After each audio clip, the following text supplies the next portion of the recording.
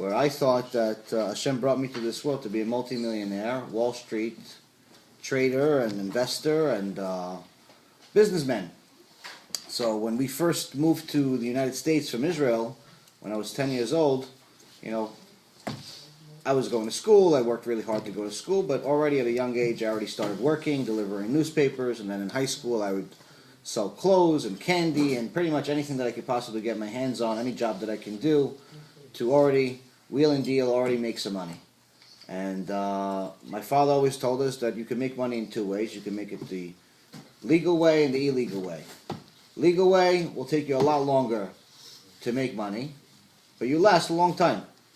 Illegal way, you make a lot of money really quick, but you won't last. So we went the right way. We did the right thing.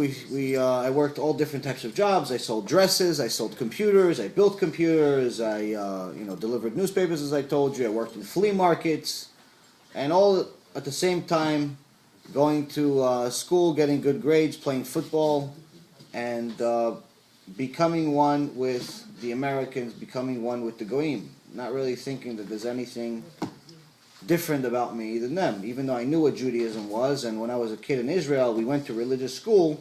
But again, when you're 10 years old, you don't really have your own opinion yet. You don't have your own true, full personality yet. I mean, even you guys are obviously much older than that. But at the same token, you guys are still your teenagers. And you'll see that your personality over the next, every year is going to drastically develop. And over the next 10 years, it's going to develop in such an extreme that you're going to look back and say, wow, I was so different back then. And it's good. You develop over time. You get experience. But anyway, as a young kid, I focused on getting good grades in school, making money, and Hashem wasn't exactly a part of my equation. All my friends were either non-religious Jews or Goyim, and I thought everybody was the same. To me, it didn't really make sense to treat anyone any differently, or think that I'm any different. And you joke around about it when people tell you, your parents will tell you, listen, only eat kosher, and you start forgetting why. So you go to McDonald's, and your friends go to McDonald's, and they tell you, "Listen, why don't you eat?" And say, "No, I don't want to eat because you're still scared of your parents." So you say, "No, I don't want to eat." And one of your friends tells you, "No, don't worry, I'll bless it for you." And everybody laughs, and it's all a nice joke and everything. But in reality, you don't really understand the full meaning of everything. And this is one of the mistakes that unfortunately happen very often today, is that when you don't have schooling, when you don't have proper teaching, it's very, very easy to get off the derech. It's very easy to fall off. It's very easy to get very distant from Hashem. And it's very easy to just fit in the wrong crowd. So, long story short, I continued growing up, continued working, and then eventually I got a job on Wall Street. First couple of years I was working for other people, making them money, but then I started realizing that there's a way that I could do it for myself, and little by little started working for a big company, but started making money. And by the time I was 21, I already started developing my own clients. By the time I was 22, I already became the biggest broker in the office. By the time I was 23, I was already a millionaire. By the time I was 24, I was a multi-millionaire, where on a bad month I would make $200,000, and that was just if I didn't work the whole month. And money just started pouring in, and young, rich, and with pretty much a license to do whatever I want. And everything was legit. Everything was 100% legal. Everything was good. It was just working really nonstop. The way I figured it out is that most people are working 9 hours a day. They come to the office, or 8 hours a day. They come to the office, they press a few buttons on their screen, they call a few clients, and they do their basic job. But they've been doing it, they have experience, they've been doing it for 15, 20, 30 years. At the time, I was only doing it for a couple of years. So I can't know more than them purely by just being there. By the time I'm there 15 years, they're here 30 years. So obviously I can't catch up. So the only thing I can do is work double what they work every day. So instead of working 8 hours a day, I'll work 16 or 18 hours a day. And little by little, that hard work started paying off. You know, at the time, again, like I said, I had my own unique relationship with Hashem, so I thought it was really my effort.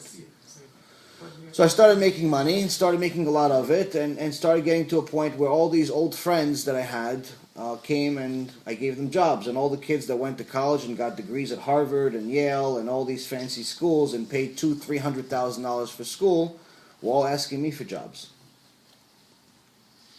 I went on TV, I was on CNBC, I was on Bloomberg, I was on some Chinese network, and young and, you know, mini famous, at least the Wall Street. I wasn't one of these actors or anything, but, you know, as far as in my own way, in Wall Street type of fame, which was very, very unusual because most people that have that type of fame are either multi-billionaires, not millionaires, or they work for a really, really big company. I had my own place. And that was one of the things that people that I didn't see since high school couldn't believe when they would see me or they would hear about me. And they're like, wait a minute, this is him? He has it? Really? Are you sure? Maybe his father gave it to him, and they would find out my father's in the diamond business, has nothing to do with it. Just made it my own way. Long story short,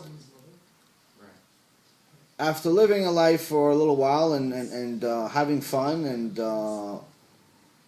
realizing that money doesn't really mean that much, it's nice to have because it it helps you fix problems, but it doesn't actually make you happy.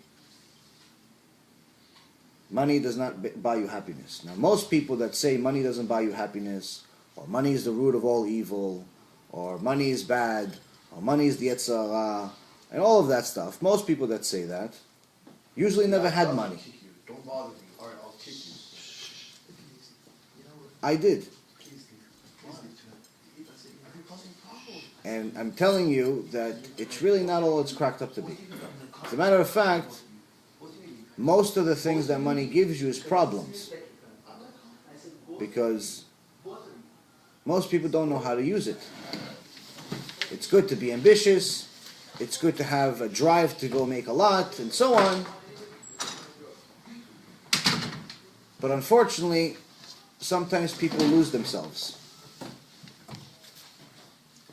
They start a little business. A couple of young guys start a business. They're 18 years old. They want to start selling pants. They want to start selling pants. They want to start selling some technology. They want to start selling an app. And, both guys don't have much. They're all entrepreneurs. And in the beginning, they're best friends. As Hashem would have it, they strike it rich. They start making some real money. And all of a sudden, they're not so good of friends. All of a sudden, their interests are not the same. All of a sudden, the things they used to have in common, they don't have in common anymore.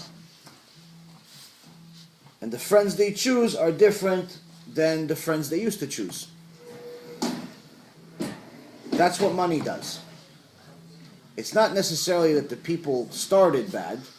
It's that when you have money, then you have this generation's version of Avodah Zarah.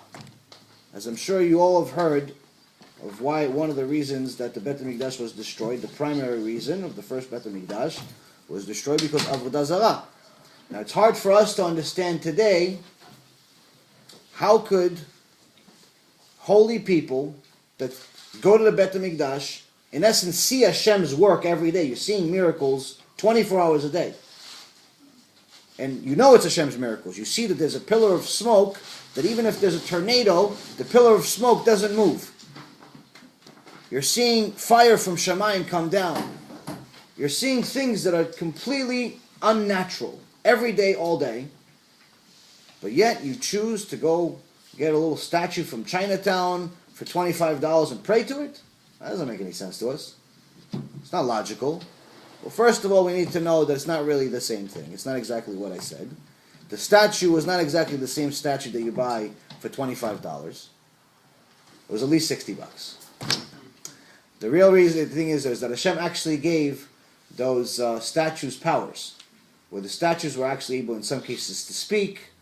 In other cases, those statues were actually able to do things. actually make people healthy or make people get what they want. He actually gave them powers. So the Avodah Zarah of that generation is very different than what we think of as far as when we see an idol. But the sages and the tzaddikim prayed really hard to Hashem to lower the power of Avodah Zarah, because without it there's no way for them to do tshuva, and Hashem answered their prayers. But He replaced it with something else. And our generation is the one that's dealing with it, and ever since we've been dealing with it, and it's called money. If you ever notice, I'm sure all of you have seen a dollar bill in your life. If you ever notice, on a dollar bill, which is the most common currency in the world, all countries in the world use the dollar bill. On the bottom of the dollar bill it says, "In God we trust." Now, America is not exactly the most religious country. Usually poor countries are religious. Rich countries are not religious. Usually poor people are religious, not rich people. It just happens that way. People that are rich think they made the money. People that are poor need the money, so they pray to Hashem. Now it says, "In God we trust," but unfortunately most people think that the God that they're talking about on the dollar bill is the bill. They trust the money. If you notice, people that have a lot of money, they have a lot of confidence too. They think that they can yell at people and mistreat them and do things that if they didn't have money they wouldn't do. The day before the guy won the lotto, the day before the guy came out with an app that sold 5 million, the day before the guy invented some cool thing, he was the nicest guy in the world. The day after, he's on TV, he's a multimillionaire, all of a sudden he doesn't want to talk to his friends anymore. They're not good enough for him. All of a sudden his family is annoying and embarrassing to him. All of a sudden things change. Why? Because the idol worship of this generation, again, is money.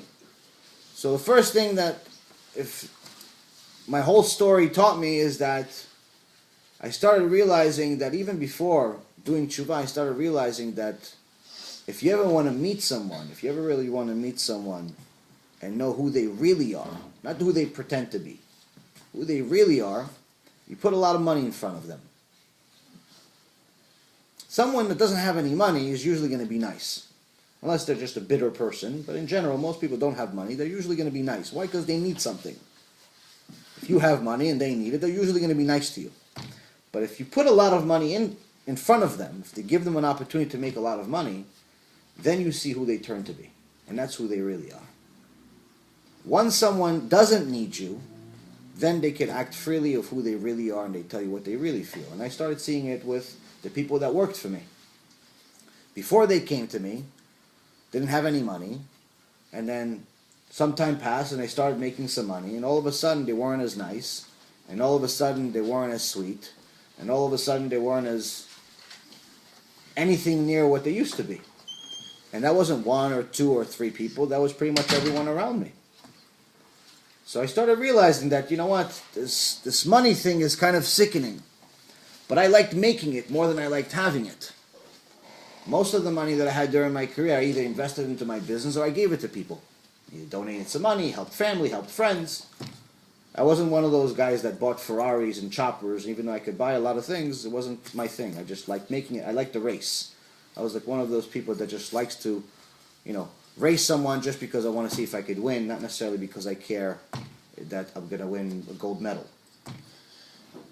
And that was just my personality. It's always been that way. But the point of the story is that if you have the personality and the know-how and perhaps even the desire to chase money in your life, first thing that I want, that you should learn from this story is that you should check yourself on a regular basis. Write yourself, what I would do for myself is I would write myself a letter every day, every year. Every year I write myself a letter of where I am and what I like. And after that year is over, I check what I used to like, how I used to behave. Because the people around you are not always going to be the best thing for you. Some of them are going to lie to you just because they want something from you, especially if you're successful. So you have to be your own best judge. Your only judge, really, other than Hashem. Moving on with the story, as Hashem would have it, Hashem didn't bring me into this world to make money. I thought He did. I thought that he gave me the gift of gab. I was able to speak. I was able to think quickly, figure things out that other people can't figure out. Some people even were crazy enough to call me smart. All of a sudden, I'm thinking that, all right, so this is my job. Bill Gates should start getting worried because I'm going to make more money than him one day. That was my mentality. But Hashem had a different plan. Hashem said, listen, I'm going to send you to train, to build a personality, to develop some skills, but I don't really want you to do that. I want you to do something else. Obviously, he didn't tell me this. He didn't send me a text or anything letting me know.